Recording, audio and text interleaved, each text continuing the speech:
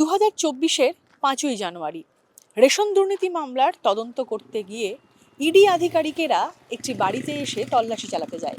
সেখানে ব্যাপক বিক্ষোভের মুখে পড়ে, এমনকি তাদেরকে মারধর করা হয় বলেও অভিযোগ। সেই সময় বাংলার রাজ্য রাজনীতিতে একটি নাম খবরের শিরোনামে উঠে আসে, সন্দেশখালী আর তার সঙ্গে শেখ শাহজাহান।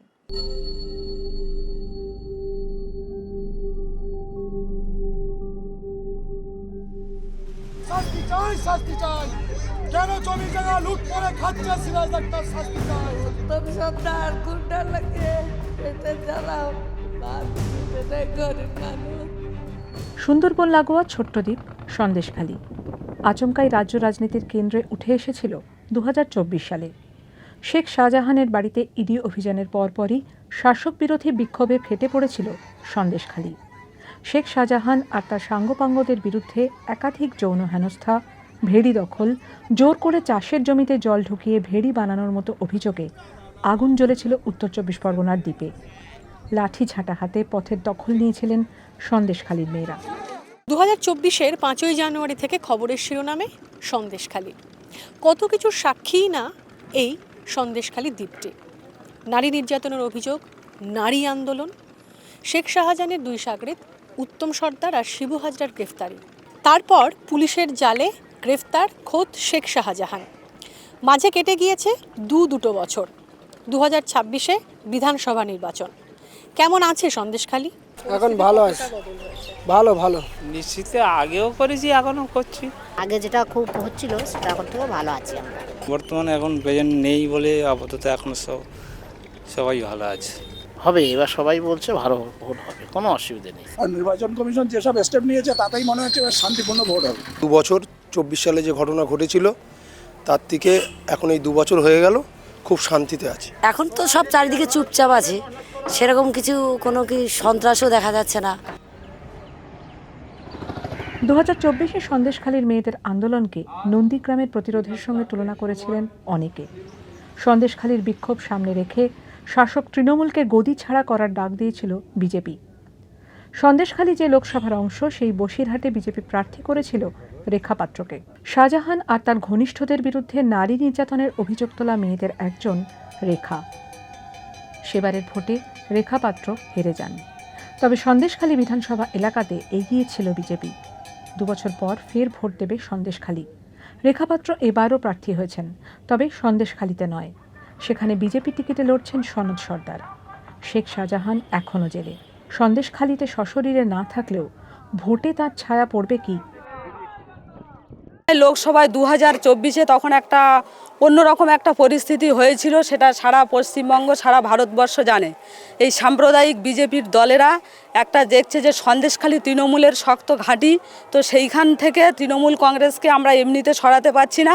তাই তারা কিছু মায়েদের টাকা দিয়ে ভুল পথে পরিচালনা করে তাদেরকে লোভ দেখিয়েছিল, কিছু নেতার পিছনে লাগিয়ে দেওয়া হয়েছিল, তোমরা আন্দোলন করো, আমরা তোমাদের সাথে আছি, আগামী দিনে তোমাদের আমরা জায়গা দেবো। আর সেই মতো দেখুন আন্দোলন তখন সবাই করেছিলেন, কিন্তু তার ফায়দা নিচ্ছেন একজন। তিনি অলরেডি বলে দিয়েছিলেন, যিনি হিঙ্গলগঞ্জের বিজেপির ক্যান্ডিডেট, তিনি বলেছেন যে আমাকে যদি দল টিকিট না দেয় তাহলে সেই দিনের কেচ্ছা কেলেঙ্কারি আমি সব ফাঁস করে দেবো। তো এর থেকে প্রমাণিত হয় যে সেদিনের ঘটনা ছিল সাজানো। সেটা আপনারা বুঝতে পারবেন 4 মে যখন বিধানসভার রেজাল্টটা, বিশেষ করে সন্দেশখালীর রেজাল্টটা বেরোনোর পরে মানুষ তাদের ক্ষত পূরণ হয়েছে কি না হয়েছে সেটা সেই দিন বুঝতে পারবেন। দেখুন, সেটা আমাদের মুখে বললে হয়তো ঠিক হবে না, আমরা সেটা কাজে করে দেখাবো যে সেই দিন মানুষ ভুলে গেছে। শেখ শাহজাহান কি এখনো সন্দেশখালীতে ফ্যাক্টর? না না, সেটা কোনো ফ্যাক্ট না। যদি সেটাই ফ্যাক্ট হতো এত মানুষ পিছনে দেখছেন, এরা থাকতো না, আবার হয়তো তারা পেছিয়ে যেত। ভয়টা কি মানুষের মধ্যে কমেছে? হ্যাঁ হ্যাঁ, নির্বিঘ্নে এবার সবাই যাতায়াত করছে, সবাই সব জায়গায় চলছে, নির্ভয়ে চলছে।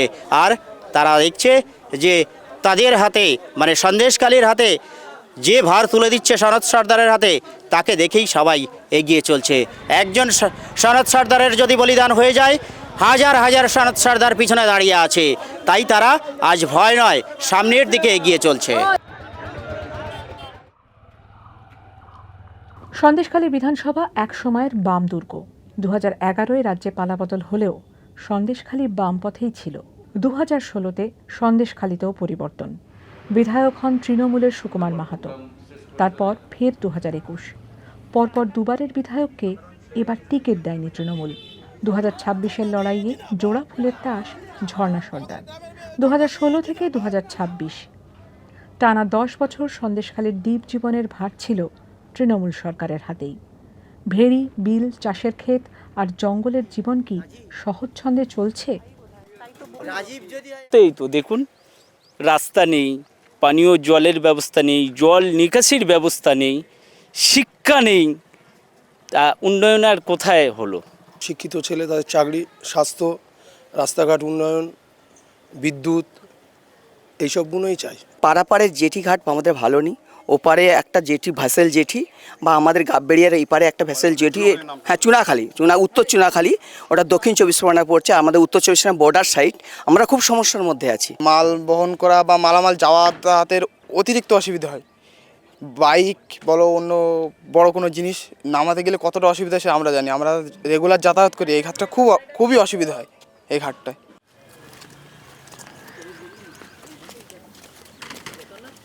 গত 2 বছরে অনেকটাই বদলে গিয়েছে সন্দেশখালী। শেখ শাহজাহান, উত্তম সর্দার, শিবু হাজরার গ্রেফতারির পরে এলাকায় শান্তি শৃঙ্খলা ফিরেছে, এমনটাই বলছেন স্থানীয় বাসিন্দারা। তারা এও আশাবাদী যে এবারের ভোট অন্ততপক্ষে শান্তিপূর্ণভাবে অবাধে তারা দিতে পারবেন। স্থানীয় বাসিন্দারা শান্তি শৃঙ্খলা নিয়ে যেমন সরব হয়েছেন, তেমনই আবার ক্ষোভ দেখিয়েছেন নাগরিক পরিষেবা নিয়ে। রাস্তাঘাট তো খুবই খারাপ, এখানে জলের সমস্যা, রাস্তাঘাটের সমস্যা, স্বাস্থ্য, শিক্ষা ব্যবস্থা খুবই বেহাল দশা। আমি বাড়ি বাড়ি এসে কথা বলছি, কথা বলে তাদের মুখ থেকে শোনা কথাগুলোই আমি আপনাদের সামনে তুলে ধরছি। আমাদের সন্দেশখালী বিধানসভায় আয়লা হয়ে গেছে, আমপান হয়ে গেছে। রাস্তা যে হয়নি সেটা বলছি না, অনেক রাস্তা রাস্তা খারাপ হয়ে গেছে, সেগুলোকে আবার রিপেয়ার করতে হচ্ছে। এই নয় যে যিনি গত বিধানসভার বিধায়ক ছিলেন তিনি কাজ করেননি, কিন্তু সেটা দেখুন সেই 2009 সাল থেকে একের পর এক বিপর্যস্ত আয়লা, আমফান, ইয়াস, বুলবুল সব কিন্তু আমাদের এই বিধানসভার উপর দিয়ে বিশেষ করে হয়ে গেছে। তো সেক্ষেত্রে সেই হওয়া রাস্তাগুলোকেই আবার করতে হবে। 29 এপ্রিল নির্বাচনের দ্বিতীয় দফায় ভোট দেবে সন্দেশখালী। 2021 সালে সুকুমার মাহাতোর জয়ের ব্যবধান ছিল প্রায় 40,000। লোকসভা ভোটে বিজেপি এগিয়ে ছিল প্রায় 8,500 ভোটে। এবার এসআইআর আবহে ভোট হচ্ছে। সন্দেশখালী বিধানসভায় নাম বাদ গিয়েছে প্রায় 22,000 জনের। 2026-এর বিধানসভা নির্বাচন। সন্দেশখালীতে জয় কার হবে? কার পালে হাওয়া লাগবে? কোন আবির উড়বে সন্দেশখালীর আকাশে? উত্তর 4 মে।